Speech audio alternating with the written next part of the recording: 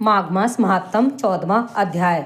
माघ स्नान का फल। श्री सूत जी ने कहा, हे ऋषियों, तदंतर महर्षि वशिष्ठ राजा दिलीप से बोले, हे राजन, माघ मास की महिमा अपरंपार है।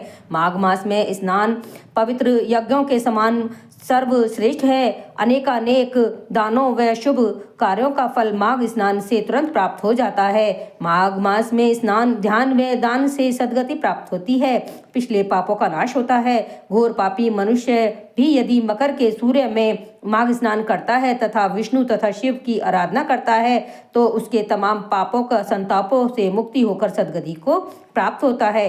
कांचन मालिनी ने कहा, हे राक्षस, तुम्हारे विचार अति दूषित हैं, परंतु मैं तुम्हारा कल्याण करती हूँ, क्योंकि मैं इस समय संगम स्नान करके आ रही हूँ। मेरे वस्त्र भी गीले हैं, अतः तुम्हारे कल्याण के लिए संकल्प के साथ अपने कुछ पुण्य तुम्हें अर्पण करती हूँ। यह कहकर कांचन मालिनी ने अपने वस्त्र निचोड़े तथा उसके जल एकत्रित करके वह पवित्र जल राक्षस के ऊपर फेंक दिया तथा अपने कुछ पुण्य देकर संकल्प करके उसे दे दिए।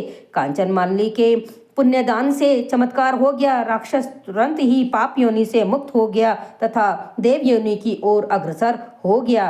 इति माघ मास महात्म 14वां अध्याय संपूर्ण। जय भोले की। धन्यवाद।